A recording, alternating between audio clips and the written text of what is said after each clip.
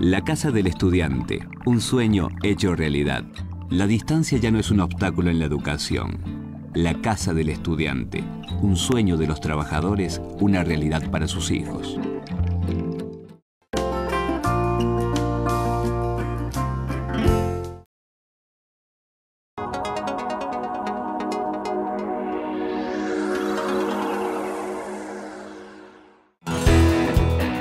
En un país, las personas que trabajan son las que crean riqueza. En un país justo, los que crean la riqueza participan proporcionalmente de su usufructo y sus beneficios.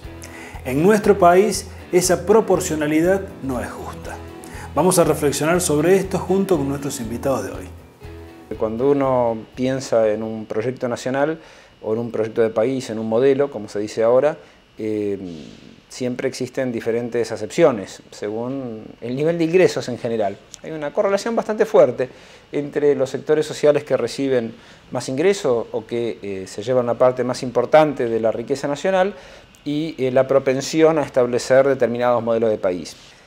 La democracia nació profundamente limitada, sobre todo por la deuda externa. Ya ahí hay un perfeccionamiento en las relaciones de dominación, porque con la deuda lo que se podía hacer era imponer programas económicos independientemente de las elecciones, ¿no? De ese modo, no importa quién ganase, tenía que aplicar el plan de ajuste estructural del Banco Mundial y el plan de ajuste coyuntural del Fondo Monetario. Entonces, de algún modo, el Fondo Monetario y el Banco Mundial son los malos de la película, un poco, pero no tanto. Los verdaderos responsables son los que aceptaron esto. En una relación de dominación, más importante que la violencia que ejerce el dominador es el consentimiento del dominado. Y ese consentimiento se puede lograr a palos o con ideas. De la combinación de los dos surgió esta recuperación democrática que tuvo avances, tuvo retrocesos, pero que no tocó el reparto de la riqueza tal como estaba, tal como se estableció desde mediados de los 70. La redistribución de la riqueza significa que nosotros estamos en una economía altamente concentrada. Nosotros tenemos dos procesos en Argentina. Uno se llama de concentración y otro de centralización, que se superponen. Concentración quiere decir que en una misma rama de la industria, por ejemplo, los productores de sillas, tenés pocas empresas que lo producen. Entonces son situaciones oligopólicas y que permiten entonces que las empresas se pongan de acuerdo y no compitan, por ejemplo, por el precio. Entonces compiten porque imponen la moda de la silla roja, de la silla de 3 patas, ¿no es cierto? Pero ninguno toca el precio, es sagrado no tocar el precio. Y es propio de las economías oligopólicas. Y por otro lado es un proceso de centralización del capital. ¿Qué quiere decir? Que una empresa que produce sillas también produce mesas, produce automóviles, produce, digamos, otros productos. Entonces la economía argentina tiene la característica de ser una economía entonces muy concentrada, donde hay pocas empresas por rubro y a su vez hay pocos dueños. Entonces las 500 mayores empresas del país tienen más o menos un 60, un 65% del PBI. No, hubo épocas en donde la distribución de los ingresos fue mucho más equitativa que hoy, y donde nosotros como clase trabajadora formábamos parte en la distribución de la torta de una porción interesante.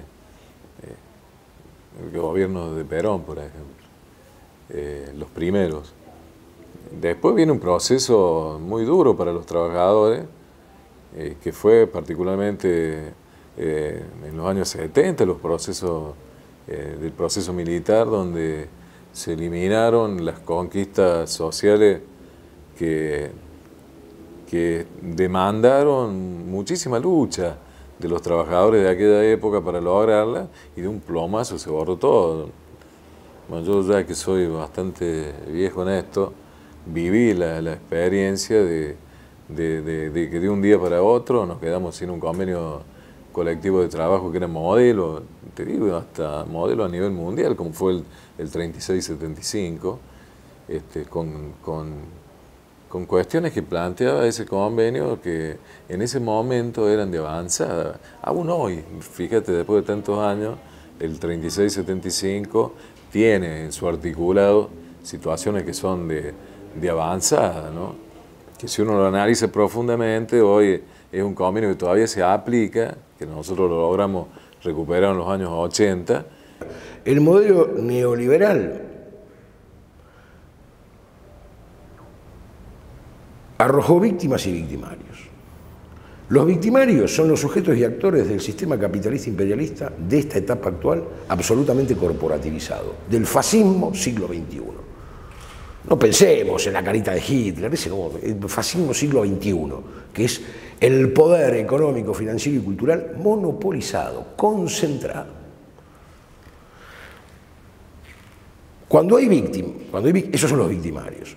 Para que este proceso haya podido cumplirse en términos de acumulación concentrada corporativa de las herramientas de construcción y producción material y simbólica, tuvo que haber víctimas. Si yo me concentro todo en esta mesa, dejé una mesa vacía. Esa mesa vacía es el salario, es la clase trabajadora. Son opciones, son decisiones políticas, diplomáticas y militares que encierran una opción. ¿Para quién es esto? ¿Para mí o para vos? Bueno, de eso se trata.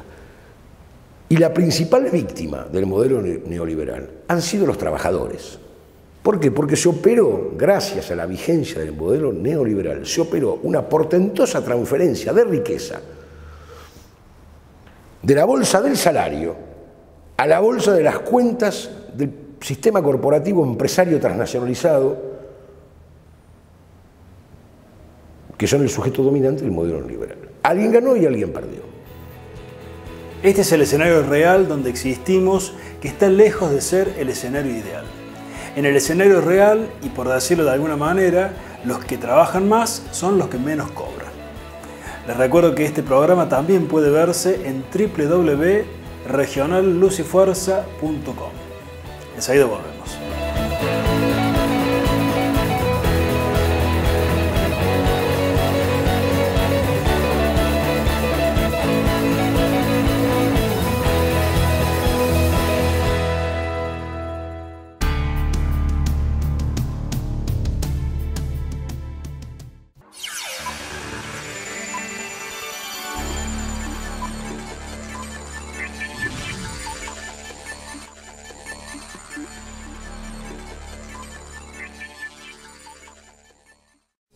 Villa turística Las Cabañas de Cosquín, el paraíso en las sierras.